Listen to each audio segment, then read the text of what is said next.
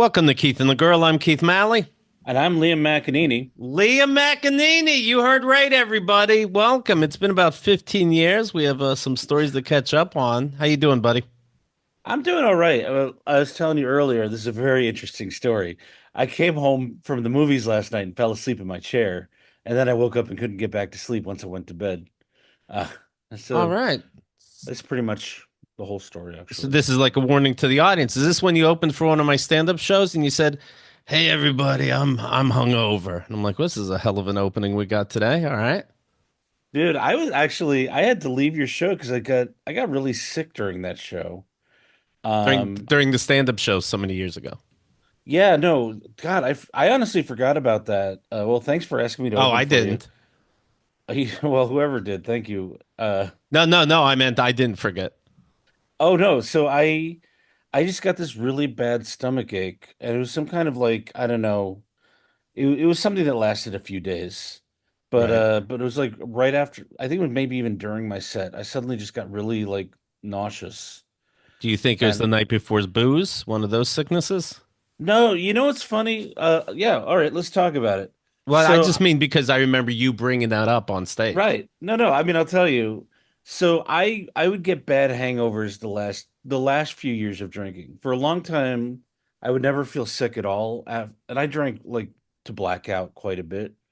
Um, but it was that was around the time I started getting hangovers every morning.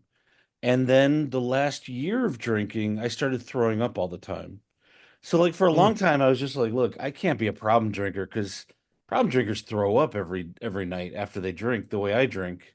And then there was like a string of nights when I would be at the bar until 3 or 4 in the morning. Because when you perform at bars in New York City and you do well, they like to just, let you hang out all night. Like you get to know the bartender and you become Sure. friends with the venue. And there was one night when I was like, doing the lock-in and a few nights, one night, Jesus, I wish. And I would just go to the bathroom and start throwing up. Okay. I would throw up, and then I would put some liquid soap on my finger and brush my teeth with the Oh liquid my soap in the Christ. bar. And then I'd go back out and be like talking to What if you whatever. misunderstood the order? You misremember the order, and that's what's making you throw up. No, trust Okay. me. In fact, I can't remember too much from those nights, but I remember the way my breath felt. Uh, So it was you're not good. so you're sober now, obviously, right? That's what it sounds like. Sober 15 years, 15. Congrats. 14 and a half. It'll be 15 in July. Have you July. looked in? Did it come to you yet why you would drink until you're blacked out? To cover something or because, hey, it's fun? It's funny. It's just I think it was because I just was depressed and angry and kind of, I mean, if you want to talk about my feelings, but it's like Sure. instead of taking medication or going to therapy or dealing with my shit, instead I would just drink pretty heavily. Okay. You know what? I got a call yesterday from Liam, who I haven't talked Yes, to in about the same amount of time. And uh and not here's true. what's that? We saw each other in LA 7 years ago. Well, okay, here's the thing. We did. Did you find that uncomfortable? No, did you? No? Yeah, I found it very uncomfortable. So the last Why? time, okay, I'll tell Okay, you. okay, go. So You tell me. so some time ago, um Keith and the girl had a July 4th barbecue. Yeah. And Liam, I just remember he got very drunk and belligerent there to the point where it's a big crowd of people having fun and being stupid, Yeah. but he stood out to the point where I felt I had to say something. And obviously I cared about Liam. Normally I'm pretty good at cutting people off, but there's no need for that. He's been on Keith and the Girl at least 10 times. So, I'd consider him a friend, of course. But I did feel I had to say something that, hey, this was a lot. So that was already in my head. Then some time went by, and these are the main things I remember. Right. Um, and some time went by, and um, what was it? It was there It was was a the mass email. email that Yeah. mass email that you sent out, and and part of it was, you know what, guys, I'm leaving New York City. I did it. I tackled and defeated everything New York City has to offer. I'm moving to LA and I'm gonna, take from their fucking crops now. And I'm like, okay, Madison Square Garden, But I just want to make a point. It then took me another 6 years to move to LA. okay, Turned out New York had a few more lessons for me. all right. In something called humility. So on the show, and I know people. I know when I talk about people, they're gonna hear it. I didn't think it was so bad. What me and Kemda said. I thought, Right. if anything, you'd roll your eyes and be like, "All right, it was a dumb email, you son of a bitch." But I'm like, "Oh, really? Everett Carnegie Hall, everything the great New York City has to offer, you conquered it, and you're ready to move." And then we got a letter from Liam saying, "Fuck you guys.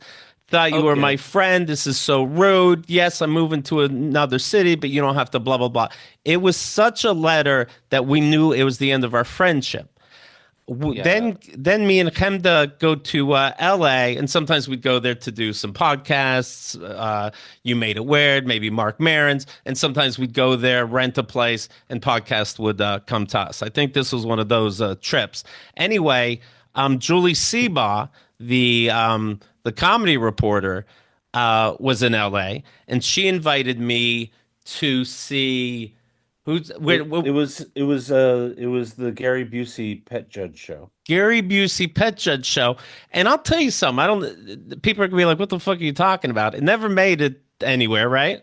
It's on Amazon, but you have to pay to stream it. Oh, really?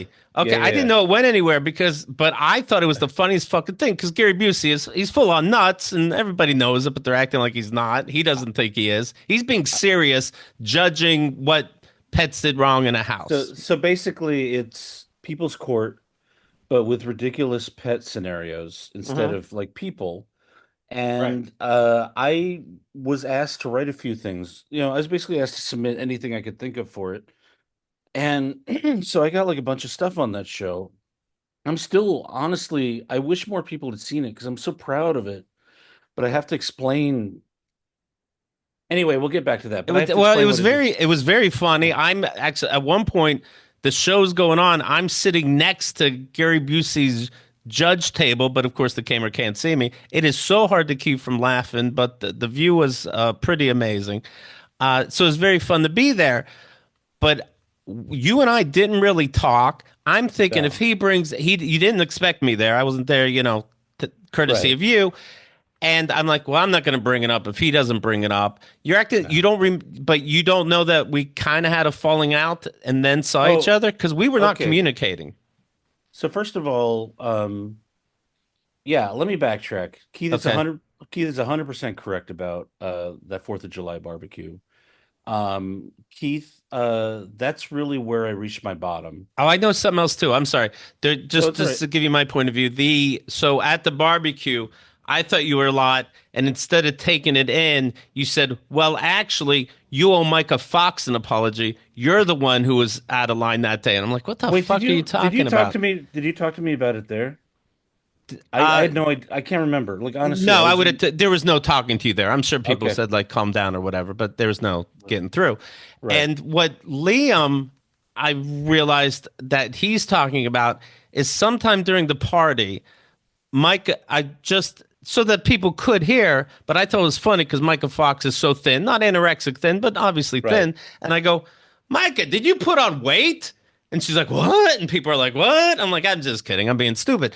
And so Liam took that to make it seem like I was an asshole at some party. So I talked to Mike and I'm like, he's telling me that you complained that I Oh my talked to you like that. God. Mike is like, I never did. And we also said it, I said it behind the Yeah. scenes. I said it on the show. I'm like, all right. So that's why that night, that event was a big thing. Then on top of that, the Right. letter and then meeting you in Well, person was awkward. no, no. So it's like so. I mean, by the way, Micah was so upset that she and Mike ended up taking me to two more parties. Okay. So it's like I'm like coming in and out of consciousness in the backseat of Mike's car. I couldn't tell you about the second party we went to. The third one was like Diana Deborah was there. It was my sister was there. And so honestly, this was the worst part for me was like I at that point was so drunk I had to lie down on a stretcher. Because our friend it was at the this guy went to estate sales and bought like all random crap and sold it out of his store. And he ran a moving company, Sven. And he, Sven oh, and Sven. Okay. And he happened to have yeah. stretchers. He happened to have a stretcher there, and Okay. my sister was there, and she had never seen me that way before. Right. Like I had always been very careful about not drinking like that around my family. And I like jumped in the pool at one, I like took off my clothes and jumped in the pool. It was a whole fucking thing. So, and I'm like soaking wet lying on the stretcher, barely able to talk. And my sister took me to her car, to drive me back home. And like I tried to pick a fight with a guy on the street. It was like anything where you'd be like, that's not the Liam I know. I fucking did it all that night. And Right. so 2 days later, so then the next night I was like, I gotta slow down because I drank too much last night. So I only had, by the way, you're hearing a story I think like I've only told in program rooms, right? Okay. So like the next night I only had 5 beers because like I gotta, whoa, I can't. For sure. Those you need little maintenance bears, but let's take it easy. And then then the day after that, I got an email from you in the morning. I was working on Tell Your Friends with Victor and The comedy show, right? the comedy film and show. How dare you? Oh, excuse me, Uh, excuse me. and I got this email from you, and I was, you were like, you were really an asshole at my barbecue. I really wanted to say something. I don't remember what the letter said, Right. and it like really was the first, honestly. So this is part of why I wanted to call you yesterday. Because it was like I've told this story a lot, and I mean like a lot. I might even told it on Marin's podcast. But I was like, I never thanked Keith because Keith was the first person who was ever honest with me. Like what I found out later was like everyone was mad at me. I was not behaving well anywhere I went. I was being like a real angry asshole. Um, Apparently I hit on some guy's girlfriend at a party Mm. once. Like just like all the shit that like I didn't remember doing. And like Keith was the first one who actually just put it out there in black and white, like, this is what you're doing, you're being an asshole. And I read that letter, and first time I read that email, I got mad because I was like, well, that's not me. And then I read that email again, it's like, holy shit, that is me. Like I can't deny it. Like people like confronted me with stuff here and there, but like nothing, like never really laid it out like when you see on those intervention shows, right? Right. Like this is what your behavior does, and this is how it affects me in these ways. And it really like put a pause. And I remember walking down the street in Williamsburg with Victor, and I just said, I got to quit drinking. Like I can't live like this anymore. Because at that point, also, I was putting a terrible strain on my body. I was waking up every morning hungover. Like I was really not able to function during the day. And I was just basically had gotten to the point where I was living to the time when I would allow myself to start drinking because I had a lot of rules for myself about when and how I was allowed to drink. So anyway, I just wanted to put some color on that.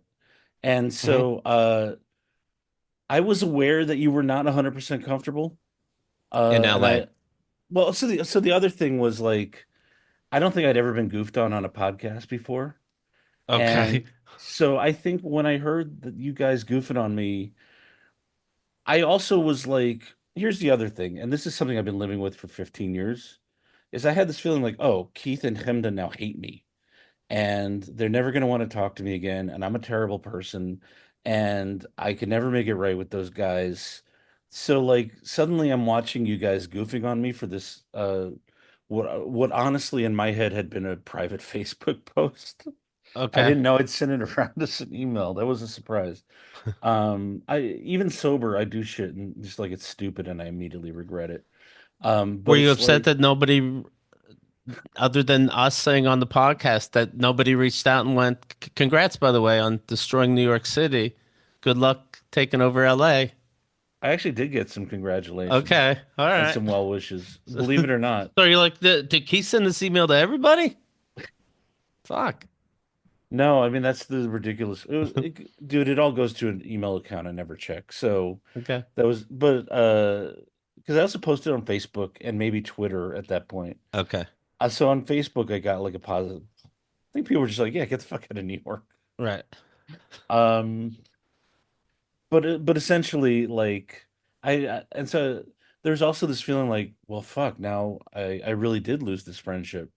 And so it was partly embarrassment, partly like anger because I was getting goofed on, and partly like a genuine like, well, fuck, if they're not my friends anymore, then fuck them. Right. That's what you're probably thinking in LA. Like, it is awkward. So, did you find it awkward or not? I can't tell. So here's the thing. I didn't find it We're awkward. just like eating at craft services or whatever, just saying hi when she's showing me around. Julie Seba. What were you thinking? Okay, so I saw you. It was definitely a surprise, Right. right? Um, the first person I saw was Seba. I'm always happy to see her. Hmm. Uh, this then I saw you. It was definitely a surprise. Right. Sure. No, and so I was like, I wasn't awkward. I was like, so is Keith going to start telling me off in front of all these people I don't know? Mm. That was genuinely my worry because you're kind of like a, tell it like it is guy, which is very intimidating when you are, especially when you're an alcoholic, like trying to keep a million secrets. It's like very intimidating to like know that there's someone who knows something about you. But it was a lot. It was a lot of care. I maybe know this now. It was a lot of care to take the time to tell you that I'm not the kind of person that in person in front of people I'm gonna create a scene. Right. But if you No, didn't know it, and you didn't know it. you know what? It's more like what I was afraid of in the moment. It's nothing to do with like who you are. Right. It's like what my biggest fear is I moved to LA to kind of like reinvent myself. I had started reinventing myself.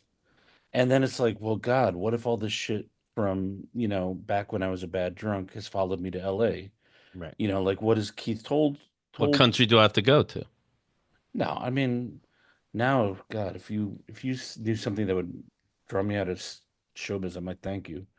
But at the time, I was just like a little bit afraid. And then I was like, you know what, man? I'm a professional. This is a professional environment. Keith is a professional. If he has anything he wants to talk to me about, we'll talk about it. I actually was like, and then I was like, well, I'm happy to see Keith. And then when we had like when we started talking and it wasn't unpleasant, I was like, God, I like talking to Keith. It was like a real like, okay, this is nice. And then I actually had someone to talk to because I only knew a couple of people there and they were all working. So then it was a Right. matter of like, uh, you know, oh, it's good to see Keith. Well, look how And look it's how good I am because I was very uncomfortable. I'm sorry. I thought we both knew it was is strange small talk. In fact, I almost brought it up for Gary Busey to judge. So how about that? I thought you were more honestly, I thought you were more uncomfortable when I popped up in your chat yesterday. When I No, followed that link to your chat. so I get a call from Liam, and I just is right before keithandthegirl.com/chat every Wednesdays, 8 p.m. We play poker and yap, and it gets Right. deep sometimes. But anyway, I got a voice message that I didn't that I just listened to, and it was basically I'm looking at the transcripts. I'll just say a little bit. Oh my God, I can't believe I still have your number. So I don't know what he's calling about. Right. I'll tell you what I thought it was at first. I'm like, he wants me to take some showdown, No, and no. that would, and I know that now, but I'm like, that will devastate me. I don't think I can call him back. Why in this message won't he tell me what it is? people People get weird ideas, like somehow a show Right.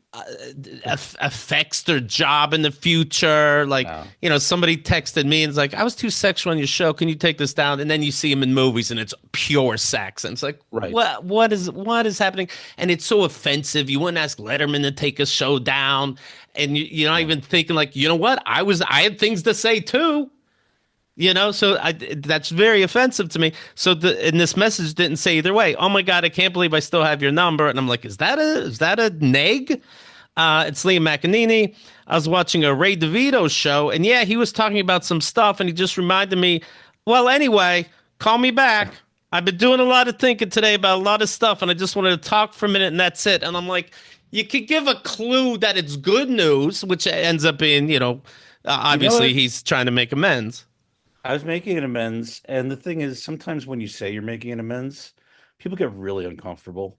But you don't even have to And say that, but make sure it sounds like good news so I call you back. I think it might have sounded better in on the phone than in the transcript. It didn't. Really? All right. Well, It didn't give me more clues anyway. all right. It, Sorry. in Well, fact, it had a like a lilt to it in that I guess this is good news, but again, he's not saying what it is at all, and blah blah blah. So then, um, here's I the thing. met. Anytime I make an amends, it can go really bad.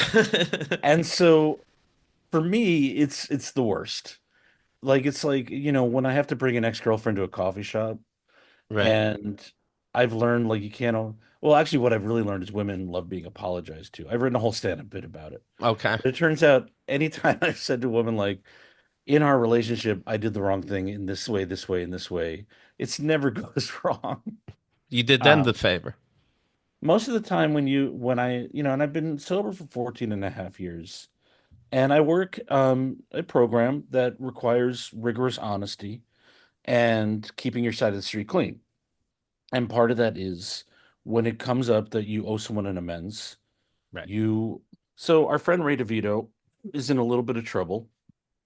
There's a kind of a story that uh, someone told on a podcast, and I don't know how much you want to talk about it here because it just is like Are kind you of unpleasant. you're talking about this weird Dabbleverse, it's called. And Dabbleverse, yeah, it's a very not just caustic, it's fucking toxic, quite frankly. And it's there's Brennan, there's Shuley, and then mhm, there's a potato that talks. right, And everybody just keeps their job is to shit on each other, do right, YouTube videos where the whole thing is that they read super chats, mhm, and so that's how they get paid. And so on YouTube, it'll pop up $1.99. Call your guest a big piece of shit. And they do it, and they're like, hey, Liam's our guest today. He's a piece of shit. Anyway, sorry, right, just got to read those. You know how it goes. Anyways, and then they continue, and Ray DeVito got involved in this, and he right, doesn't have the skin for it, quite frankly. mhm, And so he gets attacked, and then he attacks back. Right now, a story is coming up where he showed. They're saying he showed nude pictures of Andrea Allen that Andrea sent to him on his birthday, right, and I heard this, and and I said, you know what? I remember you showing me a picture, and I was talking about a picture of her. He still shouldn't have showed me, but of her in a red dress, her ass sticking out, but still in the dress. And it's weird when a guy shows me a picture. I'm like, should I just jerk off here? I mean, I know what you want. Like, good job, man. But high five. what am I supposed to fucking do? Am I saying this right so far? Yeah, so that's exactly what happened. Okay.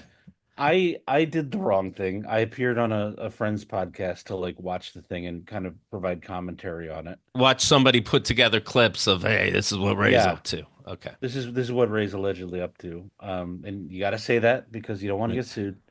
Uh, and essentially, Well, Ray went on. I saw in this thing, Ray's like, I called Keith, and Keith's gonna come on and say, hey, he never Yeah, saw fully nude pics and never saw, and right, he goes, by the way, Keith hates the Dabbleverse, and right. but he'll come on and he'll say about these nude pics, he only saw one where it was lingerie, and I'm like, well, now that I think about it, Ray did just fucking call me earlier that same day yesterday.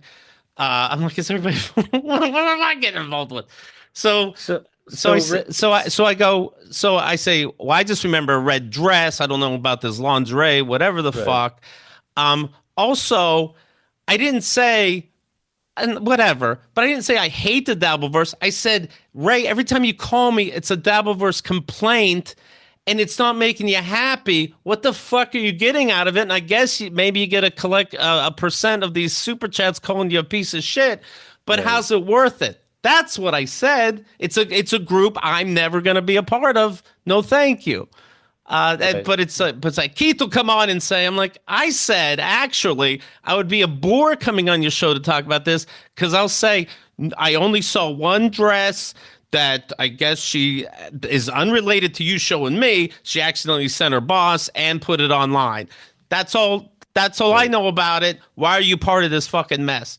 Then he's like, Keith's coming on. Keith's coming on. I'm like, okay, all right. But also, he's like, and Keith is going to tell some Liam drunk stories because he Yes. is the dirt on Liam. And so, I don't know I where saw that that. came from. I don't know where that came from. This guy, I know all like that I really remember is that one party story, and then the letter, and maybe we weren't pals anymore, and maybe I told him that.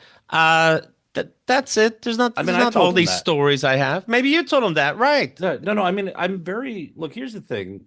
This is why I'm not scared of this, is like I'm an open book these days. Like I said, rigorous Right. honesty. I don't get blackout drunk anymore. I wake up in the morning remembering everything I did, right? But it's like, I was listening to Ray, and this was my emotional journey. Was I was like, well, that's embarrassing, but fair play. He definitely saw me kind of at my worst. But I was like, he's going to tell some stories about how he and Hemda had to kick me off their show during their 24-hour marathons because I would just walk in and start talking, Mm, and like grabbing the mic or whatever. right. Like, shit behavior. But, I was like, I've told enough of these embarrassing stories. Nothing's going to end my life. And then I was like, you know, I had just talked about Keith and the girl on that show I was talking about with my friend Carlos. Right. And I talked about that barbecue. And I talked about like kind of like how that was kind of the wake up call I needed to get my life together. And then I said to myself, I never told Keith that. Like I never really honestly, I've told literally everybody else. I think I told you yesterday, your barbecue is famous in meetings from Queens to Brooklyn Right. and around LA now, right? Like so I was like, well, I never thanked Keith for that. And then I was like, and this is the other thing I said to you since we're talking about it is like you and Chemda really like welcomed me into the Keith and the girl world when not a lot of other people were in a spirit of generosity and friendship. And I really abused that a few times to the point where you had to send me an email telling me to cut it out. And I was just like, yeah, I never apologized for that either. Um, I'm worried about the call I'm going to make to Hemda because I don't want to hear a lot of self-help stuff. I just want to apologize and get Oh, it over she with. wouldn't. No, she wouldn't. By Okay, the way. good, good, good. I was just kidding. Right. You know what's funny? Also, Ray, like, hey, he has a lot of stories, and you were this guy.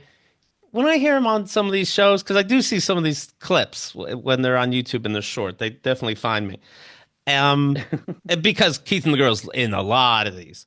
He But talks about man, it quite a bit. he should have back off on shit fast this Ray. Like he was, Pat Dixon, I find to be a sexual predator, flat out, full on. I know once Pat was like, you know what? You called me a sexual predator, and I should sue you. And I go, then do it. If somebody said I did all this shit, tell us, do it.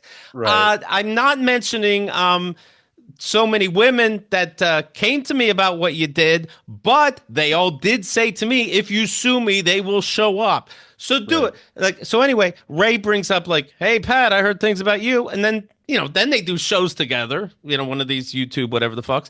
And Pat goes, you said it's actually in Ray's introduction to his show. You said I have a past. And Ray's like, yeah, I don't know, man. Just heard some things. Like, all right, for a tough guy, it's just funny. Like, Right. nothing. I don't know. I mean, you're in front of my face right now, so I don't know. No, yeah, it's funny. I actually looked at the Keith and the Girl catalog this morning because I couldn't sleep. And I was just kind of like, well, let me just see if there's anything else I need to address either here or privately. And I just looked at all the episodes and I was just like, man, what a good time I had on that show. Hmm. It's like kind of like it's it was just like a good hang. I don't know. I was just like I would never ask you to take any of that down. In fact, I'm I want you to gonna put extra ones up. no, I want to act well, no. There's one you took down because I was too drunk and I really appreciated that. All right. Because I Look at started me. because your fans loved it and I started to listen Sure. to it and I was just like instead of being like, "Oh my God, this is what I sound like when I'm drunk," I was like, "Uh, I just don't like that. I don't like what Keith and the girl did to me. They got me too drunk. Right. I got mad at Right. you guys essentially for Sure. me drinking a lot of Goldschlager until I couldn't remember anything for 4 hours.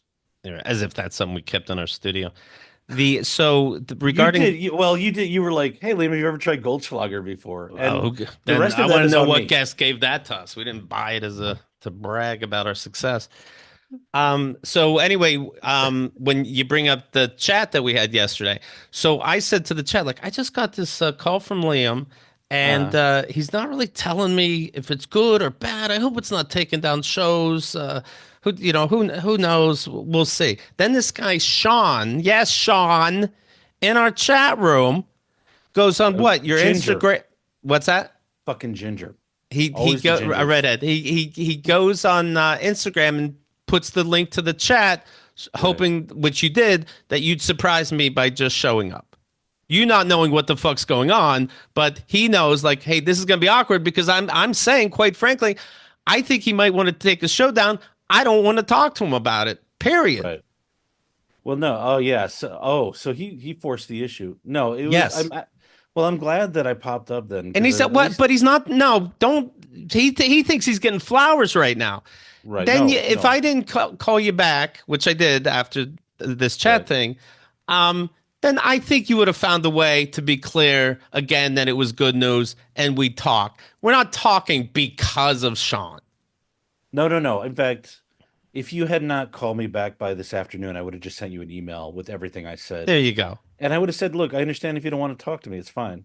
Because sometimes, like sometimes the best thing is to maintain no contact and just be like, this person just doesn't want to talk to me because I was too toxic or whatever. Sometimes it's good to just say, like, look, this is it. If you want to talk about it, that's fine. If not, don't Right. worry about it. And it's like I've done that via Facebook and email when I've had to. Um, you know, but Step most of nine the doesn't mean they owe you something. well, so that's the thing, right? It's like you're not allowed to say you did this, you did this, you did this. And you're not allowed to, and by the way, I'm not confirming that's step nine Sure. It's just because funny. It resonated. it's a what I say on stage is I'm in a program of self-help and recovery. Uh all I can say about it is it's anonymous and nobody in LA can shut up about being in it. Right. That's That's right. all I can say. Right. Uh um but yeah, so like essentially, yeah, the amends step nine. You you're not like you're really not supposed to say like, but you did this. You're not supposed to like, you're supposed to only do it if it's not going to cause harm to you or others. Well, it's almost And like my dad sent me a letter the other day. And if you uh don't know the story, everything's at keithandgirl.com/dad. The biggest thing being he started rating my ex-wife on the side without telling me. Happened to be my birthday. So he ended up thinking about me and then went, what about her? Rates her. mhm, He thinks we don't talk anymore since the divorce. She sends me the letter and I go, hey, can I pretend I'm you? And she goes, yeah, sure. Can the Malleys just get out of my fucking life? So then I pretend I'm her. He ends up hitting on her, meaning me, and he won't admit it. Just the other day, maybe he's thinking about death. He sends me a letter going, I was talking to a friend of mine. There's no friends. This is bullshit. His friend is right. Jesus Christ, the footprints guy. And he goes, I was talking to my friend, and my friend said, when you're not happy with your son's attitude, but when Jesus said to his father, "Forgive them, Father, for they know not what they do," he didn't Right. say, "Let them tell me what they did, and I will let them realize what they do, and I will forgive them." So, with that said, I have forgiven you. Anything you would like to say? I'm like, well, you're not in a program because this is not how it gets done. Right. No, that's absolutely yeah, you should write that screenplay. Right, right. It's not I'm not kidding. That sounds incredible. I'm working on stuff. So You're anyway, from Pittsburgh, right? what's that? You're from Pittsburgh. Close to Pittsburgh. Yeah, Okay. the country, but close to Pittsburgh. Congrats on your Steelers almost making it all the way. It's exciting how we almost get there, and then the guy doesn't go for a single fucking risk ever. It's so funny. People were down on that one guy for being a rapist, but man, he got the job done. Whatever you want to say about him. Right, right. I mean, he left spunk in massage parlors 22 times, but he knew how to kick a fucking ball. Right, and Roethlisberger, he got some shit done. Yeah, Is so you were in chat, and understandably, you're not really saying what the call was about, and right. so I lost poker, and I think it was because of Sean, quite frankly, because I couldn't really concentrate on what's going on here and poker. That's Yeah, what I'm going to yeah. blame it on. Well, sorry for creating yet another uncomfortable situation between us. Um, It's not your fault; it's his fault. But What were you thinking during that chat room where we're kind of saying nothings, but like, hey, good to see ya. I'm not really being fake. I'm like, where's this going? Well, it's funny because I have known you for 20 years, and I do, I guess, almost always know when you're uncomfortable. And so you were clearly like, as Michael Douglas said, that is not happiness to see me. Right. Uh, but also, I was just kind of like, I don't know. We started talking. I guess it was like the Gary Busey taping, where once I start talking to Keith, it's fine. Like, Right. again, this time I had no fear even of anything. Like honestly, the worst thing I could have done was say like, I owe you an amends. I got sober and I owe you an amends, and it's embarrassing. It took me 15 years. And that I not only, by the way, not only that, the embarrassing part is not that it even that it took 15 years, but it took me, I mean, 15 years to realize I owed you an amends. Like, and it took me watching Ray DeVito to be like, yeah, Keith can say whatever he wants about me. Most people, I think anyone at this point can say anything they want about me. One of Ray's things is like, I go to New York, people tell me all these weird stories about Liam, and I've got all these like comics that I tell him what an asshole he is, and they tell me, yeah, he's an asshole. Don't even talk to him anymore. And I'm like, yeah, Ray might be hearing 10-year-old gossip, 15-year-old gossip. I don't really talk to those guys anymore. When you can do a show together because you're getting $2 for being called a piece of shit with Pat Dixon, where's your fucking? You have such a line. Right. I mean, look, in my opinion, Ray's biggest problem is, you don't podcast unless you're sober. And like Right. I'm not talking about sober like abstaining. I'm just talking about like you wait till you're done and then you let Well, loose. it gets you And riled up. That's when you turn it on. yeah, I mean, so the thing is, I don't care if people call me fat. I'm enormous right now. I'm like I went to the doctor this week or last week and he did the blood tests and I'm shockingly healthy. Like I'm healthy to the point where I realized I've been kind of taking my health for granted. Right. Like I'm not even pre-diabetic. Like all of my cholesterols are normal, my liver's normal, my kidneys are normal. Like right now I should be taking insulin once a week, the way I've been eating, and I don't have to. And I kind of like had my eyes reopened to what I'm taking for granted in this world right now. I don't know why I started talking about this, except to say like when people in that world want if they want to pay $10 to call me fat, then I get paid. So it's all good actually, for me. Sounds healthy. Does a psychiatrist or a sponsor say, dude, these shows aren't healthy for you? Yes, you're 15 years in, but this can't be good. Oh, my sponsor told me a year ago not to ever go on them again. So, and I always regret not listening to the guy. Like anytime I don't listen to him. So right now a bunch of trolls in that world are mad at me and they have said they're going to come after me and I'm just like, look, if you're going to come after me, you're going to come after me. Why? Because you're just part of it, period? Or did they give a reason? It's basically there was a guy who had a Twitter parody account, and it was confusing to some people in my life and some people out of my life. And I had Twitter take it down because they agreed it was like Somebody very was close. pretending to be you.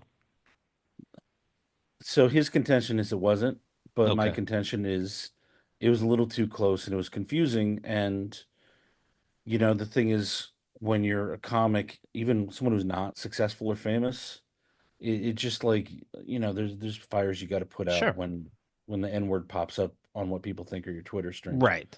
Right. And Twitter agreed, so they took it down, and everyone in that corner of the podcast world is big mad at me.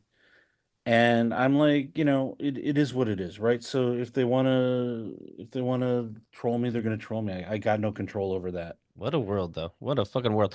So then I get out of chat, Right. um, or I took a break from it, and I called Liam back, and we were on the phone for about 40 minutes. He starts with what you heard in the beginning of this show.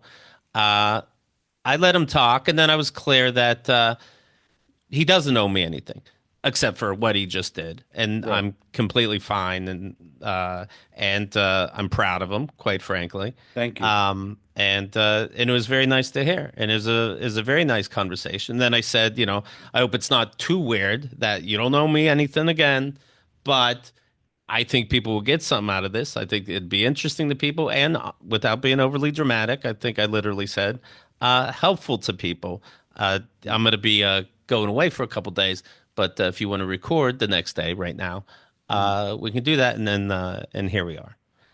How do you like the phone call? Did you get out of it what you needed? I had the same exact journey every time I make an amends, which is I'm real nervous. I think it's going to go badly. The other person's always happy to hear an apology, and the other person's like almost always happy to hear that I'm sober and kind Right. of taking care of myself. Because the thing is, when someone's in your life, right? And it's scary when someone's in your life to then make an amends and apologize and say like, "This is how I fucked up." But if someone's in your life, it's mostly because they like you or they love you. And people who like you or love you are almost never mad when you are saving your own life and doing the things that are healthy for you. It's very, very rare that people, are like, well, fuck you. It happens, But I mean, I had to make an amends to a guy without getting into particulars. He broke up with a woman. I immediately started dating her. And it Okay. was kind And of you like guys were this. friends. We were friends. And then we didn't talk. And I made amends. He was like, oh, yeah, no, absolutely. No big deal. I'm married with kids now. I don't even think about it. Um, and Does then he I go, was how's like, it going with you and that skank? Does he say oh, something like that? we dated once and Okay. it was like a very, very brief thing. But I was like, God, I like this guy and I haven't talked to him in years because I have been ashamed and afraid, right? Sure. And it's just at the end of the day, it's not worth blowing up your life because you're afraid. And it's not worth blowing up your life if you're ashamed. You just kind of like have to get through it and do things that are scary to make things right. So when after that phone call, I was incredibly relieved because then I really thought about it and I was like, yeah, I didn't do anything terrible, Keith and the girls. I was a blackout drunk. They handled it. And when it was time to kind of like leave their world, I left it. But also, I remember like you had one of your Keith and the girl gathering of the Juggalos or whatever it was. And Okay. it just happened to be on my walking path from the bus to an AA meeting in Brooklyn. And so I like ran into you guys both nights and it was fine. Like I felt fine about it. I don't know how you guys felt about it, but like I I don't was remember. fine. I got him to do a sketch on a show that ended up breaking you guys and Jackie the Joke Man up forever. I don't know if you remember Right. that. This right.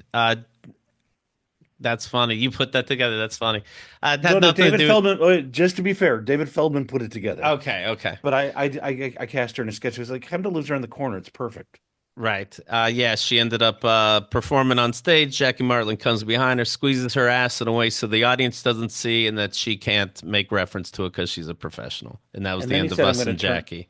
He said, I'm going to turn you straight. That was the other thing he did. Right, but not for anybody to hear or anything like that. Right, right. So it wasn't some old school bit where you grabbed asses in the Lawrence Welk days or something. Yeah, his apology later wasn't as good as yours. Oh, His he was did so. apologize. He said, "Sorry, this is funny to me, and I can't apologize." I'm like, "Okay, well, you grabbed my ass, and later she called me crying on the phone." But okay, I think we have a Uh, problem. well, if it makes you feel better, it probably won't. But Jackie was mad at me for a very long time because he felt it was my job to make it right between you guys. Okay, And I, that's his job to make a rate and say I shouldn't have grabbed your fucking ass. right, no. So, in fact, I'm putting up old. But Keith and the girl, we're always so woke. I had look. That was something I know. It was just kind of like something I heard about secondhand afterwards. I had no idea that it had happened. Right. I, of course, felt bad because I had invited Hemda to do this Whatever. thing. I'm putting up old Jackie podcast episodes on my YouTube stream today. So there you go. Yeah, Um, do what you gotta do. Yeah, man. I'm in league with with predators. That's what I do. It's the world I'm Me, in over here. I was on Pat Dixon's podcast. Oh, yeah, yeah. Those see, these are the things where like right now I'm just kind of like laughing. And in 10 years, someone will dig it up and they will ask me about it, and I will have to say, I kind of like just, didn't know. Because the Sure, thing but is, now you like, know.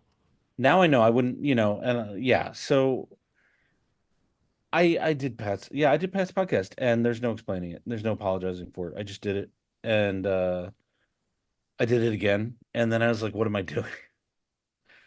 And what do you get Um, out of it? Does he have a Nazi flag behind his back, on the wall without exaggeration? Like, what's worth it? Not that episode. I think it may be a Confederate flag. Okay, okay, just a Confederate one to make a You point. know what? You know what it is, man. Uh, I do stupid shit all the time. You That's know all. that Southern history he always bragged about? He's proud of it. Oh, yeah. And I don't know, man. You know what it is? At night I get lonely. This is a world where you can hop on a stream almost any night and talk to people. There are people in that world I do like, and there are like people I become friends with through that community. Right. But yeah, no, that's the kind of thing where it's like, I know at some point I'll be in the middle of a project and I'll get a call from someone and they'll say like, "Can you explain why you were on this podcast talking about drugs in front of a Confederate flag?" And I will have to say, "No, but I'm about to pay someone a lot of money to make it go away."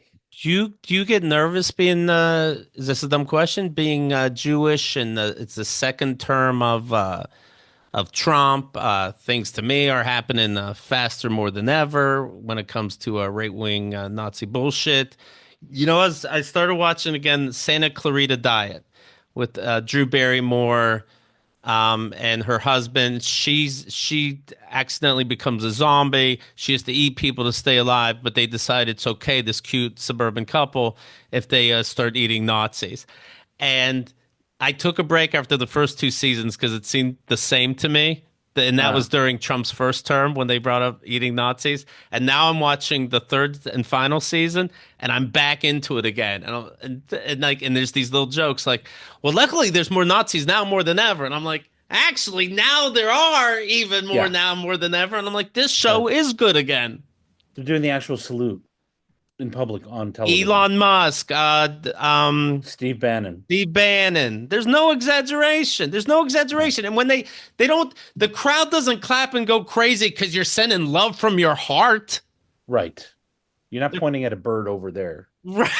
Right. I mean, No, I Steve mean, Bannon didn't even pretend to touch his chest first, and he did it. This is no no. exaggerating. And our buddy Rod brought up, showed a picture of the Obamas, Mr. and Mrs. Obama, fist bumping. Um, And he said the Obamas did a fist bump, and white people spent a month breaking it down and bringing body language experts on the news to figure out if it yeah. was, quote, a terrorist fist jab.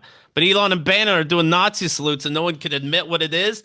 This is crazy.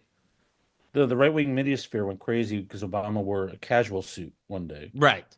Right. But I mean, so if you're asking me if I'm nervous, look, they're building camps in Guantanamo Bay and they're building camps along the Texas border. And the thing is, right now they're used for deportees. But at some point they're going to want to fill those camps. And that's just kind of the way it is. So, am I nervous? Yes. Am I scared? No. Do I have a plan? Yes. Yeah, like a leave the country plan. I have a plan, I will say, to take care of myself. You can't tell me where your bunker is because you don't want it to get filled up. I know I don't, it's not a bunker. It is to leave if it gets crazy, but Okay. like that's as much as I want to say because it just involves like a lot of, me not wanting to be followed. Do people believe these stories aren't true? That they're not Nazi salutes, so they don't look into it? Dude, like I have a brother who didn't know about Kendrick Lamar and Drake, and I'm like, what algorithm can you be on? Do these people really just not know anything though? Do they not know that, no exaggeration, Elon Musk's kid is in the White House and he's whispering to Trump, caught on camera, "You're not the president. You need to go away." Obviously, things Elon Musk must have said around him. "I want you to shush your mouth." He said the kid is saying to the president. You Right. heard that from your dad. Yeah. I mean, the answer is there's people who just don't want to know. And there's people who just like will say, well, this is never going to happen to me. You know, it's like that Right. poem people love to quote about like, first they came for the socialists and Hmm. I didn't say anything, and then by the time they came for me, I realized that, oh shit, I should have been a better person, Nobody and was left. the Right. real the real moral I took away was like I should have been a little more self-involved and helped other people. Right. Um yeah, so it's but also man, like I was listening, I like to listen to old Howard Stern clips. It's kind of something that just when I'm a little too wound tight, it calms me down. Okay. And look, speaking of Jackie, there's a lot of Jew jokes. There's a lot of like, them kind of like, and I know like Howard made these jokes to kind of just be ironic and also kind of say this is what people really think.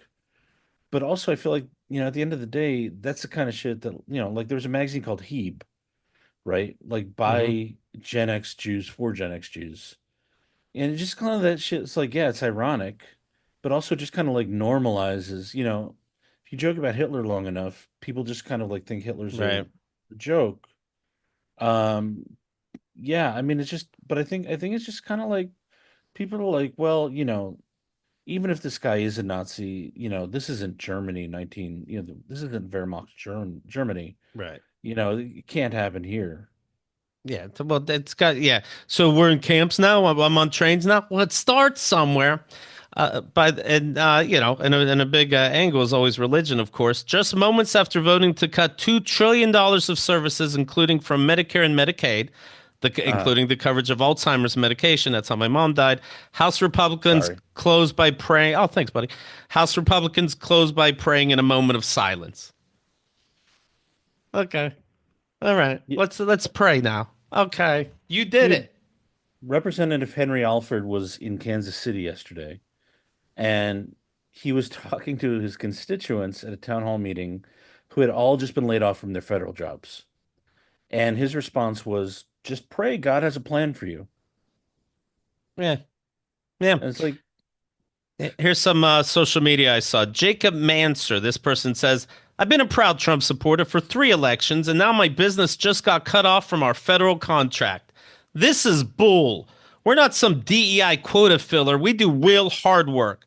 We need to get in touch with someone ASAP to fix this mess. Like and share so the right people see this. look, What the I read fuck? I once got real curious about how Nazi Germany happened. I read this great book. I wish I could tell you the name of it. But the answer is it just kind of like happened incrementally, and people just kind of like accepted every single Right. change. So like the way that the Hitler Youth started was before the Hitler Youth was founded, the Germans just had a tradition of sending their kids to summer camps. And so at first the Hitler Youth was offered as an alternative, like a government sponsored alternative to these summer camps. And then gradually just kind of like took over the role. Like the way that Hitler funded his war machine was first the German government built the Autobahn to get Germans really excited about driving.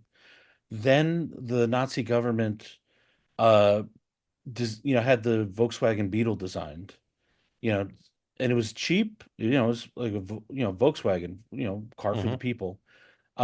People prepaid by the thousands to buy these cars. And with that money, like they were able to build the factories, to build the planes and tanks, and they just never delivered the cars, Hmm. right? So like by the time the German people realized that they were building a war machine, there was already a war machine. Right. And so it's just kind of like, you know, this kind of shit is happening so much faster than it did back then. Yes. And so I think that's why there's a little bit more of a sense of a public whiplash. Like essentially these guys know that they have about 2.5 more years to really get whatever they need to get done before people catch on that it's happened. And so they're on fast forward and they're just going, going, going. So and a lot of it is framed in language people understand. It's like you can sit here and make fun of people for voting because the price of eggs is $14 a dozen and voting for Trump, but also he's promising, look, the price of eggs go back down to $3 like we all remember. And that genie's out of the bottle. It's just not happening until we have a supply of chickens and eggs which will take another year, And Right. so, you can get mad at people for voting for Trump or for like Good. being okay with this stuff, and you should look if you're mad about it, you should be mad about it. But also just remember, like they're being lied to, and they're being told everything that's wrong, everything that you feel is wrong, everything you're scared of, everything that you think needs to be changed. We're going to change it. Do you think the problem is these quote smart people telling us we got to hear both sides? I'm supposed to sit down with the Nazi because they're just misinformed Yeah, like the Washington Post who are changing their editorial policy now. to It's hear all like sides. Jesus Christ. both sides. It's a Right. both sides. It's going to be a both sides newspaper. Dan Thomas writes, I've been a steadfast conservative for decades. While I was initially skeptical of Trump, I've since become a devoted supporter, fully embracing his leadership and vision. Oh, really? He turned you around? But now, after being laid off from the GSA, General Services Administration, I find myself in a tough spot, struggling to stay afloat and wondering how I can continue to support the cause when I can barely afford to live. Any advice from fellow patriots? I hate that word is ruined. Patriots is ruined. I have a shirt I like with a cool flag motif. I hate to wear it in Right. public. God damn it. No, I mean, I consider myself a patriot. I love America. I love the Constitution. I think honestly, America, even right now, is still historically we're living some of the best lives anyone has ever lived in history. I mean, just when you look at the country, you look at our standard of living, you look at like the medical benefits. I mean, they're cutting Medicaid now, so God knows what it'll be in 2 years. But right now, in this second, people who are not healthy won't die because Well, we call your doctor this fucking second. I'm no, not no, joking. dude, no, I pay for my health insurance. It's a All right. problem. I bought Pam the cooking spray just the other day. Seven Yeah. dollars, and I think it's because there's a picture of an egg on it. I hate to tell Jesus. you, I got mine for $5 on sale at Ralph's. Oh. Unrelated, here's some news. One of Sean Diddy Combs' defense lawyers quit the disgraced music producer's criminal sex trafficking case. It kind of goes with Trump in that, like, whoa, I'm starting to realize this guy's too much, this Diddy. The videos came out, more accusations coming out. The video of him kicking the woman in the face and beating the shit out of her in the hotel lobby, hotel hallway. Yeah. Anthony Ricco filed a motion Thursday to withdraw as one of the Bad Boy Record's six defense attorneys without explanation. A judge must find sufficient reason to approve such a request. Uh, I don't know, Your Honor. Can you guess why I don't want to do it? No, you have to. I hope he makes him have to. Under no circumstances can I continue to effectively serve as counsel for Sean Combs, Rico wrote. It is respectfully but regrettably requested that the court grant the relief requested. The lawyer didn't elaborate on why he wanted to step down, but noted the decision came after speaking with the lead counsel. The attorney suggested the cause for his affidavit's brevity is because he doesn't want to divulge any information protected by attorney-client privilege. By the way, this guy, Anthony Rico, true story. I can't believe I have to say this on Keith and the Girl constantly, by the way. True story. This is a True true story. story. This is a true story. This is life now. Yeah, he was a defense lawyer in a case against Osama bin Laden. He was the Yep. defense lawyer because everybody needs represented. And Right. Diddy's too much. Well, you know what? He saw the evidence. Yeah. There's something in that pile of evidence where he's like, "Uh-oh."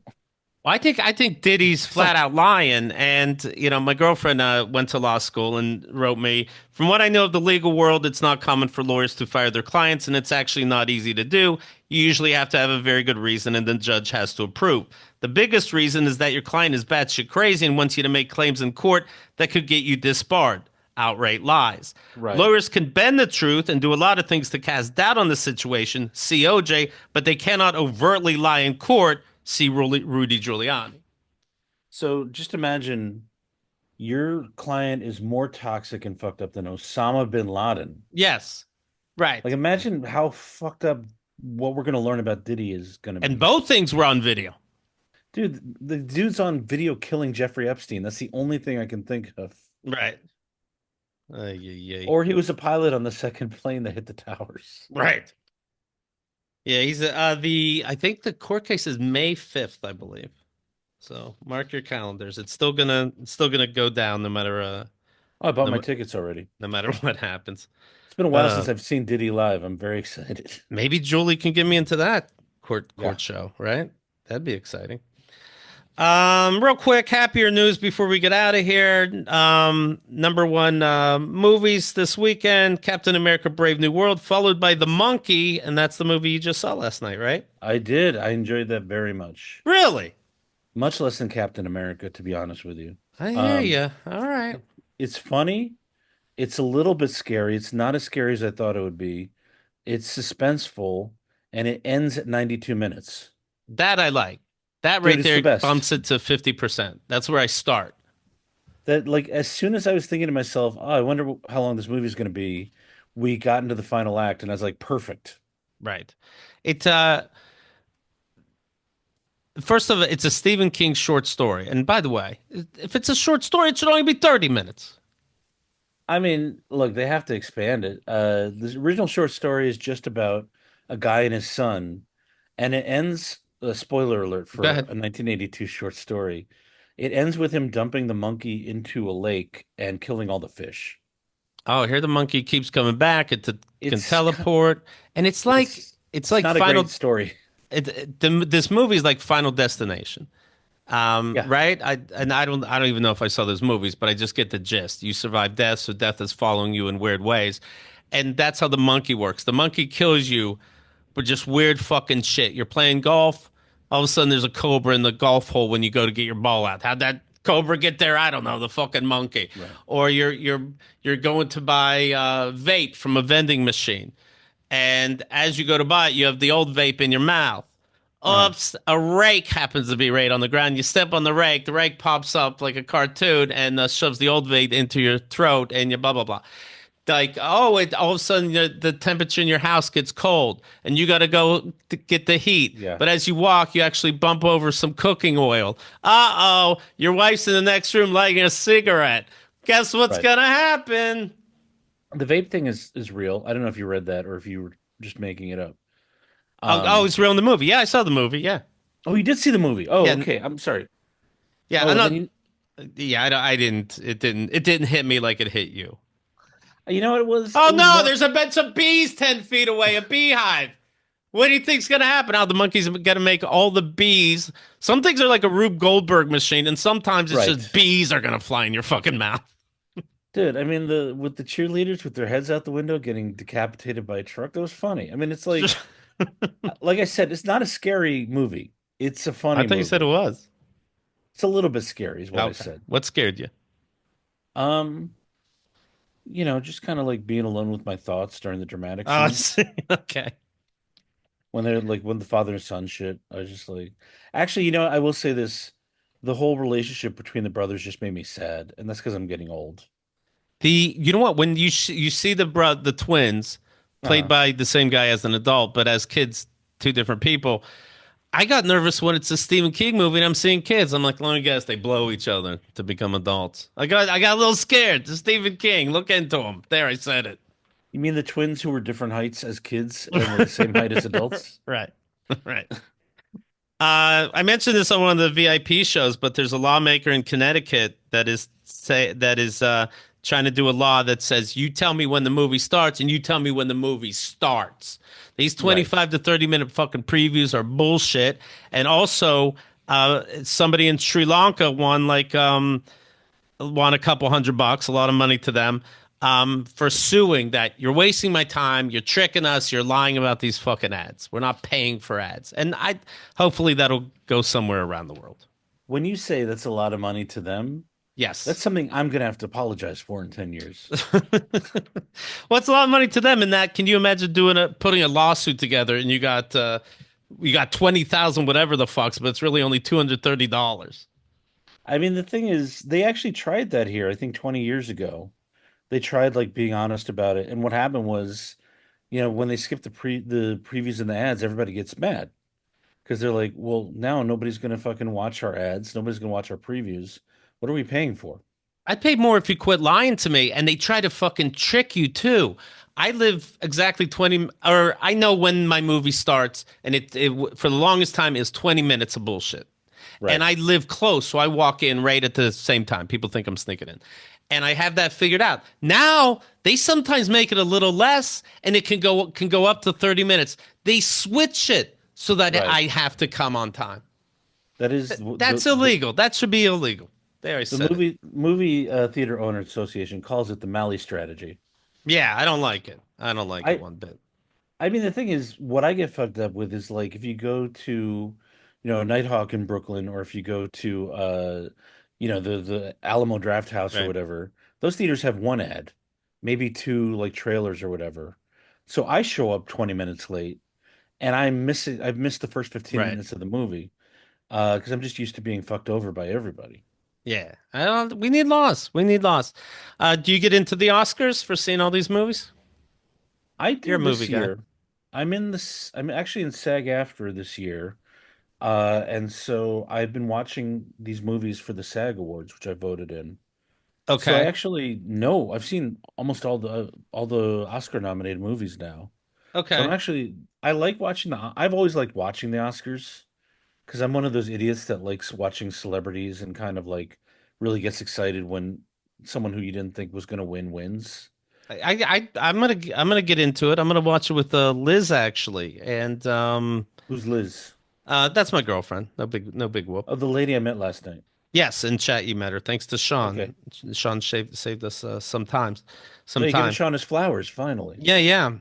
But we're gonna bet on it, and if I win, I get to fuck her, and if she wins, I have to fuck her. So that should be exciting. Your choices are Amelia Perez for Best Picture in the Oscars, A Complete Unknown, Conclave. These are all shit, I think.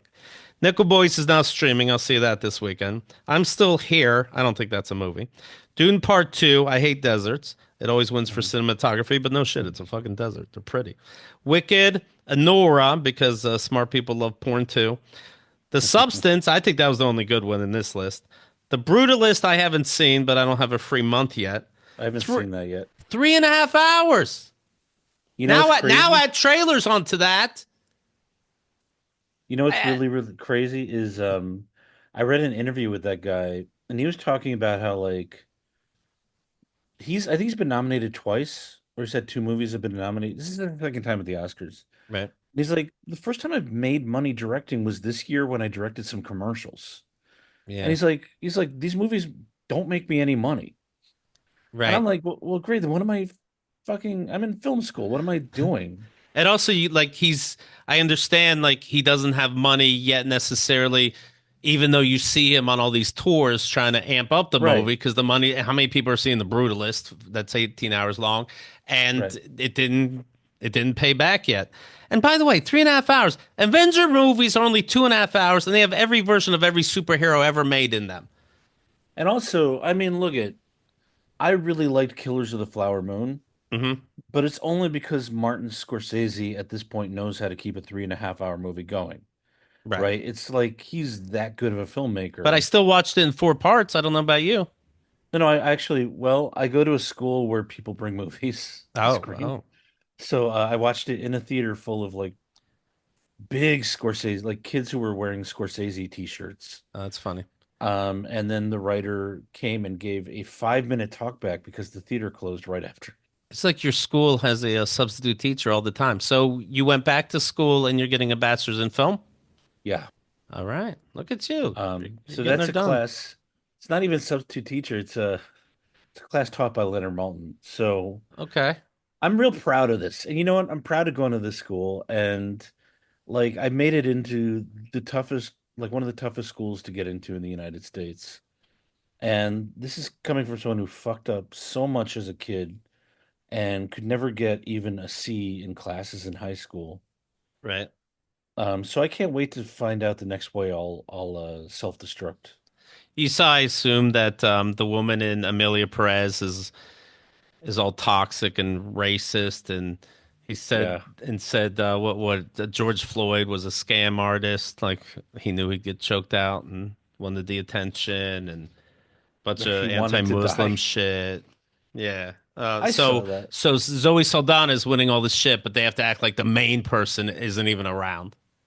Oh, It's it's funny. it's worse than that because that all came, dude. people do such dirty tricks in the business. Like it all came out in the middle of her Oscar race, so like whoever that person's representing who brought it all public, Right. like they knew that like this was the woman who was between them and their client winning. Sure. I'll do it anyway, though. Anyway, they did it. They didn't apologize, or they're not apologizing. They don't say, "Oh, I looked at it wrong." We do keithandthegirl.com/VIP. We do a show called Chew and A. Our buddy Newsy Chew, his family named him that, based on Pikachu. We do this every week, and we go back in time over the last 2 decades of that Uh, day and talk about what we talked about on Keith and the Girls. So old Liam shows do come up, as a matter of fact. But if wow. I said something so fucking crazy, I'd be like, oh, let me look at that again. You know what? If I ever say something, if you come up with something that crazy on an old Keith and the Girl show, just give me a heads up before it becomes public. Just I'll like give do me 12 okay, hours, right. 12 hours of like George Floyd was a scam artist. Well, you know Uh, what? I'll tell you, Ray DeVito could have told me on a fucking phone call that one of the reasons he's calling me is because Liam McEneaney is fucking involved in this I'm not involved. Okay, bullshit. Yeah, but he did say he whatever. said no. I'm saying on one of his shows, he goes Right. and Keith. Yeah. He didn't say, but I'm ready for him to tell all the Liam stories. I'm like, why didn't you tell me that part? So, I, I was on the show, and the thing is, Ray has been saying for a while that he has all this proof that I'm doing all this creepy stuff or weird stuff, but he Everybody never loves calling each specifies. everybody He loves never calling each other specifies. creepy there, and I think it's Yeah. because you have some real creeps, like your best pal Pat Dixon. And then if they just throw the word around that everybody's creepy, then nobody's creepy, I honestly, I think Ray likes calling me creepy and weird because he keeps getting discovered to be doing creepy and weird stuff. like And projection. yeah, and I think it's just like a way to deflect onto me because, I'm a polarizing figure in that world, for sure. And so like he's been saying for a while, I have this proof. So I think he was like, I finally got someone who's got the dirt on Liam, and Right. I'm gonna get him on my show, and I'm gonna finally not be lying about having some evidence that Liam does creepy, weird shit. You'd think he would ask me for an example or whatever. Why? Anyways. I told him once that I got drunk too much around Keith and the girl, so he knows that That's plenty. Must obviously be a list. I must have forced a woman to give me a hand job to Sure. let her sleep over. These are some parties I had. We'll be back on Tuesday with the Moros, of course, summing up the week. Was Liam a piece of shit behind the scenes? We talk about all that stuff. Oh yeah, yeah. And of course, the black guy who tips will be having a live show in Charlotte. Get Wait, who? tickets. You don't know any of these people, so who gives a shit? Who? I don't. Was he on that chat last night? No. Okay. So go to tbgwt.com and get tickets there. I'll be watching it virtually, and we'll definitely be talking about it. So be part of that. And of course, the Newlywed Game is the last show we did with Courtney McGinnis and Casey James Salengo. That was a lot of fun. You can find out all that was the third one we did. So go to keithandthegirl.com/newlywed1 to see the first time we did it, Newlywed 2, and then Newlywed 3 is this latest one we did. The Dad Emails book, keithandthegirl.com/dad. You know that, and get that through the VIP program. That keeps us going, and then I don't have to, admit I'm a piece of shit for $5 on some YouTube channel. So we appreciate all the members of that. And this just popped in 1 second. $1.99. Liam was born out of his mom's asshole, and he's a walking piece of shit. Sorry, buddy, I had to read that. It's the format. You understand. And what are You your know what? plugs? If someone actually did super chat to you, I would find it very funny, unfortunately. Um, okay, so first of all, I'm gonna need you to take the show down. Sure, sure. Sorry, buddy. I understand. Second of all, I have launched a YouTube channel, watchliam.com. So 15 years ago, this is a long plug, I apologize, but Hmm. I'm gonna make it quick. 15 years ago, I threw a benefit. You remember Comics Comedy Club? It was for the Leukemia and Lymphoma Society of America. Uh, Jim Gaffigan performed on it.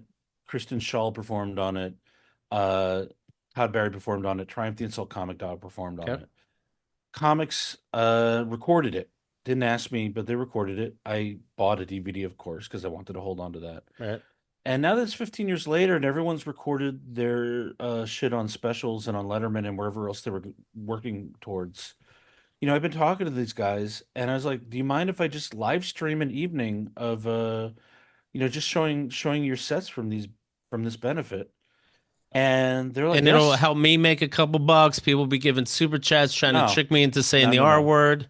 No, no, actually, well, the way it benefits me is I'm trying to monetize my channel so I can sell subscriptions and start doing shows of my Okay. own and pay people to be on my show. That's like the big thing for me. Okay. But there's going to be a ton. So there's going to be no super chats. There's going to be a ton of links everywhere for the Leukemia and Lymphoma Society of America. You can donate right now if you can't. That's the Saturday, March 15th.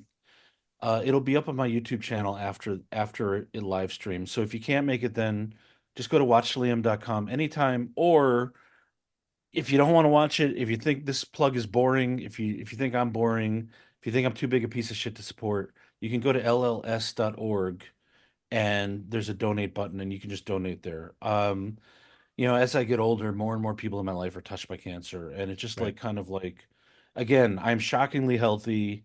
I have a place to live. I pay my bills. I'm very, very grateful, and this is kind of like my way of paying it forward to the universe, I guess, by just getting this out there. So I'm still waiting for the 100% okay from Triumph, but Oh even if he's no, dude, he's not gonna rate you back. He's a fucking puppet. no, no, we've been talking. No, you No, haven't no. been talking. He's a puppet. I've actually been talking to the guy whose hand is up Right. Triumph's ass. Okay. Okay. The legendary, by the way, legendary Robert Smigel, who did this benefit for free, traveled at night from his house in New Jersey to the club and back. So I was like, look, Robert, if you say no, no hard feelings. I get it. But Right. in any case, it will at least be an hour and 15 minutes of famous comedians Cool. doing material that hasn't been seen publicly in a long time. Right. All right. Good for you. All right. Well, anyway, just to repeat myself, I'm glad you did call. I am Um, too. And so here's the thing I didn't get to say, and I'm just going to say this quickly. sure. Once I started thinking about it, and I said like, I'd seen you guys afterwards, and I was just like, man, I was angrier at myself than these guys were. Like I really should just cut myself some slack and say, that is what I did. I got better and my life is better for it, and I can be on Keith and the girl and not feel weird about it. And so if you're watching this at home and you're kind of like in a spiral like that, look, I won't be your sponsor, but you can find me on the internet. I I'm don't happy think to kind of anybody's asking that, but I'm saying people can find me and I'll be happy to kind of share my experience a little more and help them find resources. if if somebody's listening and they go, "Glad you guys worked it out," but I actually have a problem with you, should they reach out? Yeah, just be ready. There are occasionally times when I tell them that they're wrong. Okay. All right. Like I I, think I that's am fair I enough. am very honest with people when they reach out for that. Okay. But usually I'm just like, yeah, you're right. I didn't even think I did that, and obviously, once you explained it to me, I was a piece of Right. shit. Yeah, I like when people reach out to guests for various reasons. Even if you just like them on the show, you reach out and you say hi. That's when you reach out to guests, Sean.